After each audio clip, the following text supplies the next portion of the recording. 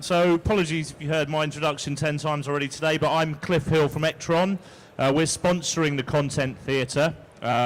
We provide a web content management platform to these brands and many others, so we're at the back if you want to find anything about that. But anyway, I'd like to introduce Andrew Scherer from Inspiring Interns, and he's going to tell us about reaching 18 to 25-year-olds online.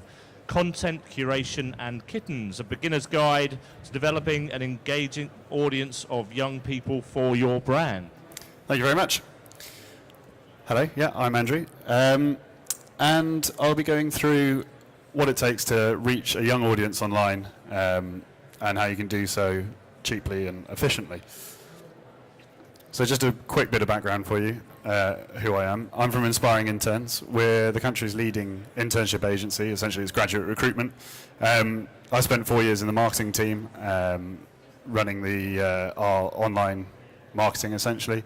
We've built up a brand that is fairly well known among students and graduates in the UK. We receive around 400 to 500 applications a day. Our social media and newsletter audience is over 80,000 now. So we get quite a lot of engagement from young people, and yeah, hopefully I'll be going through some of the ways we've built up that audience. So, how hard is it to reach young people? The old challenge was, where could you reach them? How could you get your brand in front of young people?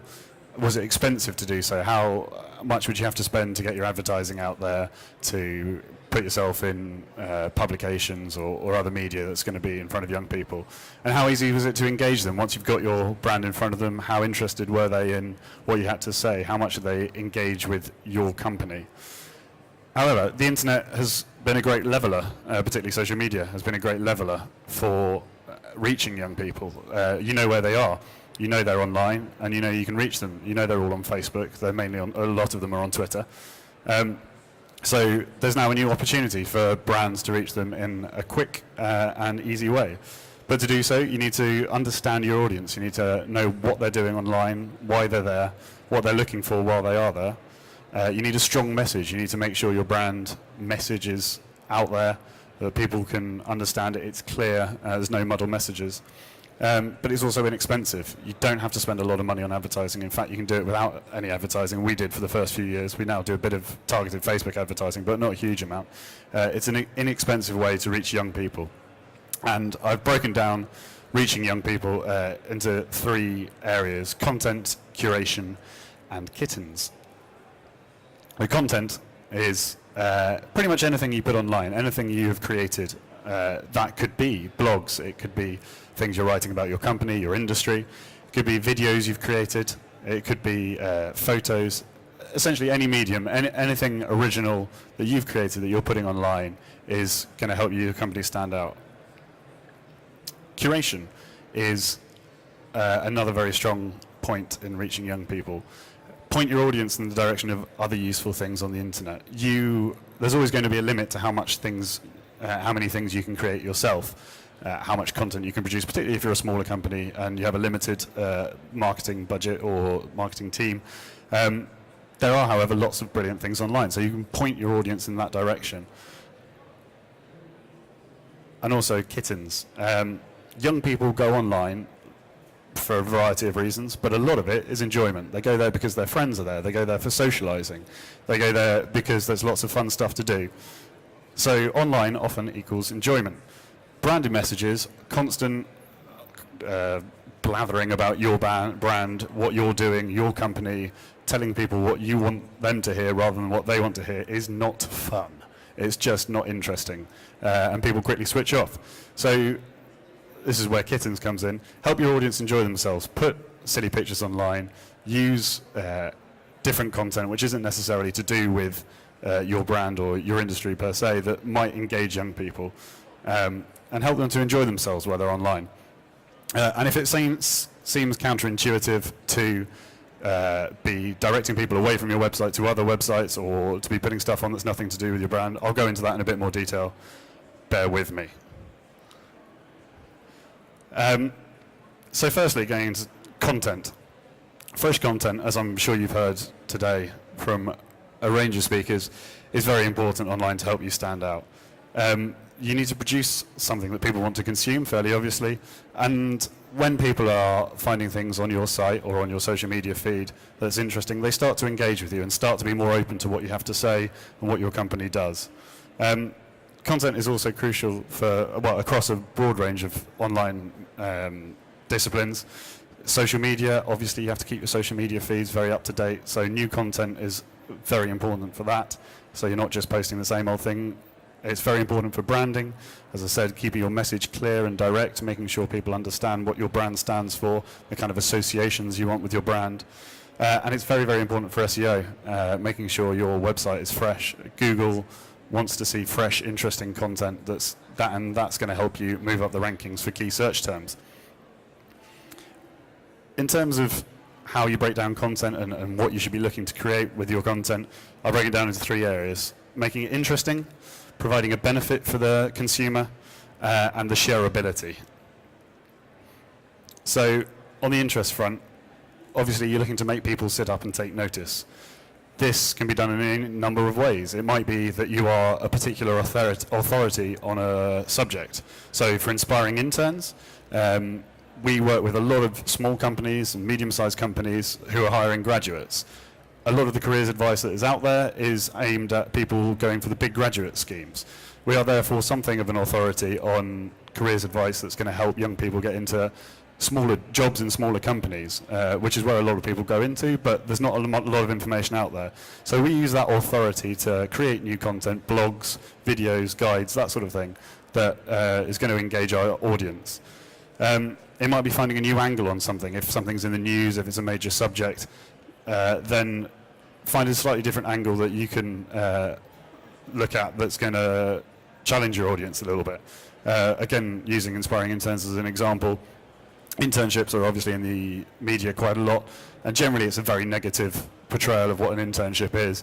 We spend a lot of our time putting out information about how good an internship is, what the benefits of one are, how companies and candidates can both benefit from doing an internship. So that different angle, again, gives you a slightly different way to stand out and makes people take notice of what you have to say. Creating original media as well, be that videos, be that blogs, is something a little bit different that, again, makes you stand out. An example away from inspiring interns, I don't know if you've seen, there's a company that makes blenders, and they blend anything. And they have loads and loads of YouTube videos of them blending different things, blending an iPhone, blending an iPad, blending toys, anything. That is original media. I wouldn't know about that blending company if they hadn't started creating those kind of videos, but they do. So creating something different around your product, around your brand, that's going to make people take interest is a good way to create new content. Finally, on the interest thing, when you're trying to get your content out there, people may well just see the URL. They may well just see the title of your video or your blog. It's difficult to get people to click on it, so you need to make it interesting. Clickbait or linkbait is a concept where you might have seen it on a lot of websites. At the bottom of news websites, it happens quite a lot. You'll find really enticing headlines to make you click on that link. So it might be that these two people didn't know each other 30 minutes ago, and now they're best friends. Come see why. Is one I actually saw a couple of days ago. You're enticed to click it. You think, oh, where the hell are they? What's happened here? So you click on it. The content might be rubbish, but the title is very good. It makes you want to click. So if you are creating content, make sure you put a lot of effort into the title to make sure that people are actually going to come and view it, because it's not enough just having it on your site. You need to get people there. Good content should also provide some kind of benefit for your audience. So they might be learning something. Again, going back to my earlier example of the blog, it might be that they've come to Inspiring Interns and they've learned, oh, okay, well, there's these careers out there. So, I mean, for example, again, we've written a blog recently about the benefit of going into business development or sales. A lot of graduates shy away from sales as they think it's all very hard and cold calling and a harsh environment. But actually, there's a lot of very, very good business development jobs out there where you learn a lot about business. So we've tried to create content which is going to help them understand that and provide them that benefit that they're learning something. Again, challenging their ideas, making them think about internships in a different way, or whatever sort of alternative angle you can offer. And of course, frivolity. So there is a lot of stuff online, and this is kind of coming onto the Kittens thing, but I'll come onto that in a bit. A lot of stuff which is fun, hilarious, interesting. People are online, as I said, to enjoy themselves. So one of the benefits might be that you make them laugh, you make them go, oh, that's really cute. That's something else to look at. It doesn't always have to be serious. And shareability. So once someone's read your content, you really, really, really want them to pass it on to their friends. You want them to say, oh, this is really good, someone else will enjoy it. Is it useful for their online contacts? So if they've got other friends who are looking for jobs, is your blog going to help them? Do you want your audience to start sharing it with their friends? Will it amuse them? And will it reflect well on the sharer? So if someone reads something and wants to pass it on to their friends, do you think that they are going to look good because they've found this blog and shared it with their friends? Is it going to make them feel like they've been helpful? Or if they found something hilarious online and they share it with their friends, which cracks them all up, does it make them look fun or interesting? And also be careful with your content that it's not overly branded. People relate to ideas, they relate to fun things, they relate to content, they don't relate to brands. So don't smother your logo all over a piece of content which is good, but people don't necessarily want to share because they don't want to look like they're just advertising your company. So while branding is important, don't overdo it. And here's just a couple of examples. So last summer, a few of my team went up to Cambridge and went punting to try and get out and see some Cambridge students. We were doing it anyway, but obviously we were there, so it allowed us to create some new content. So we got on Instagram and sent a photo of us punting into a tree. We weren't very good at punting. And you know, it got likes and people were interested. It engages people. It sees you're real, sees you're out there in the real world, and you're worth talking about. Again, as I said, blogging is another very good way to create content. Making the most of events is a blog we did, and we tend to bring up fairly regularly when we're in event season like we are now, for graduates who are maybe going to an event. If they want to network, if they want to learn how they can try and get in front of the right people, we created a blog for them so they could see the best ways to do that. One big new style of sharing content is the infographic. A lot of people are producing infographics now. Data is always a very, very good piece of content to share because it's evidence-based and it can be, you're backing it up with statistics. So, for example, you can see at the bottom there, 94%. That was a stat that we surveyed all of the employers we work with, and we use video CVs at Inspiring Interns. And 94% of the employers we surveyed said that they prefer to see an application with a video CV than without. That makes an interesting discussion point in terms of candidates looking to do stuff, and also it's been picked up by various news outlets. The BBC quoted it on their website recently. And an infographic is a nice, well-presented way to show off a range of statistics. And what we've done with this infographic is we've pulled together statistics from elsewhere and from our own research in a nice, well-designed, hopefully well-designed,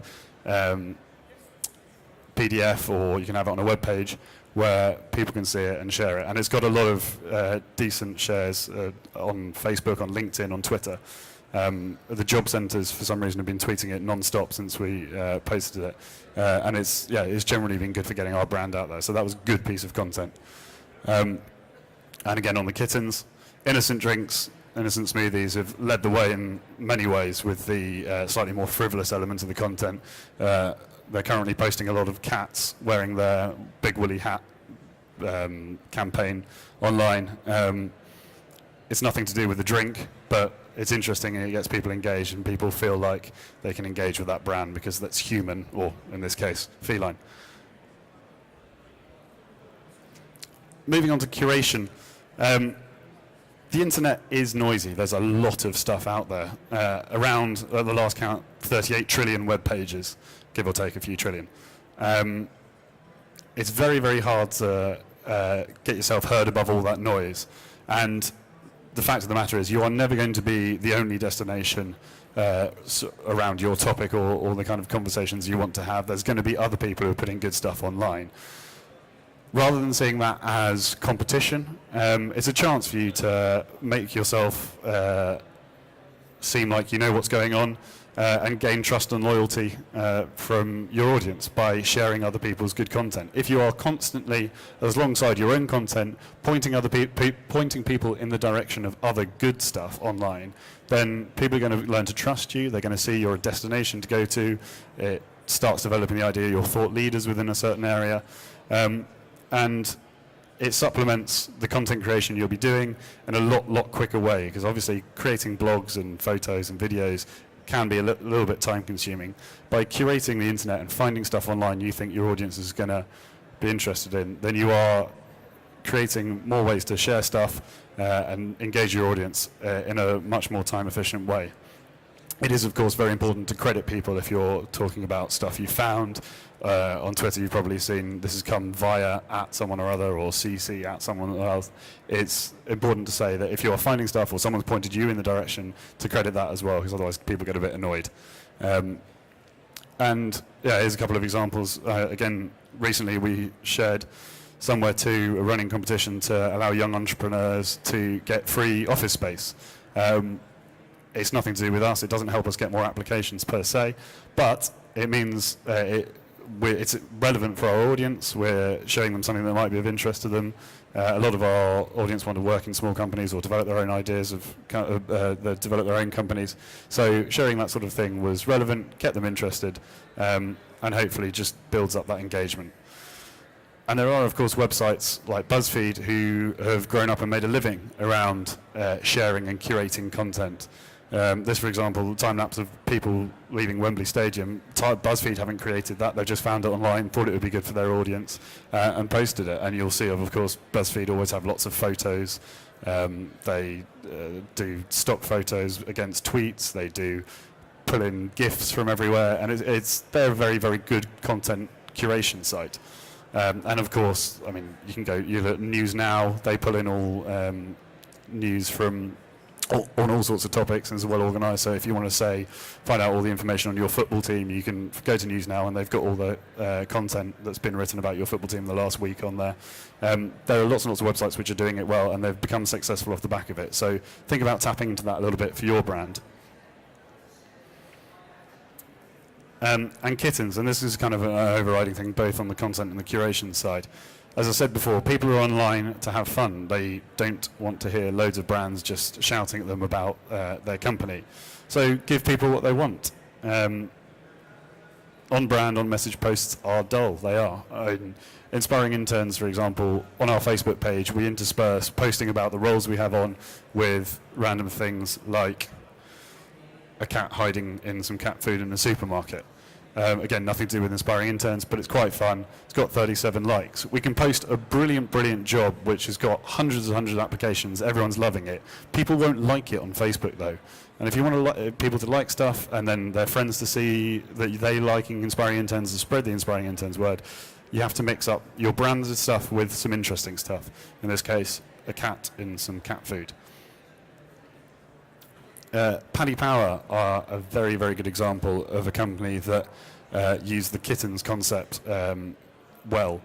They are obviously are bookmakers, but they don't just post about all the offers they have on or the different markets they're doing. They're quite risque with what they do, but it works. Their audience is generally young, male, sports-loving.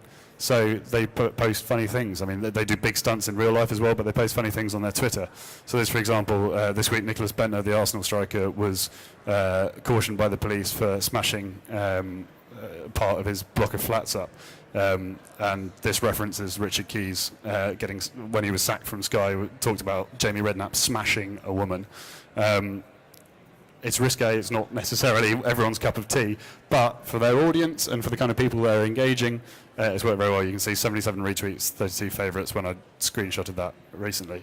Nothing to do with gambling, but it engages them. So there's another final example of nothing to do with internships apart from the commute, maybe someone using a plunger on a public transport to hold on. It's slightly different. It's a bit quirky. But actually, funnily enough, the last person to comment here has brought it back to the idea of internship. Said, I'm doing it on the bus now, hope soon in the tube as well if I get an internship. Well, that's very nice. People engaging with the brand and bringing it back on message for you because you are mixing your messages up and using fun content in a way that's interesting and different. So, to quickly summarise, 1825s are online. You know where they are. They're on Facebook, they're on Twitter, they're on Instagram. They're on all the social media sites. They're browsing through BuzzFeed. They're Googling things. They are there to be engaged. To do so, you need to know your brand. You need to know what you want to say, know your message, and stick to it. And do it through unique content. Do it through curating the other things that are online that people can engage with. And keep it light. Don't necessarily stick to just the content you're creating, very serious around your brand. Make sure you're using fun things, different things, interesting things, which are going to get people interested in what you're saying, not just force-feeding them information about your brand. The internet is a playground, not a library. And be responsive. Content is all about creating things that are relevant. The world is constantly changing. There's always new news stories, always new developments within industry. So make sure whenever something new happens, you're on that and you're responsive to it. And finally, I'll finish with the seal of approval. Thank you very much. You can clap if you want, but any questions or anything like that? Nope. Cool. Well, thanks very much.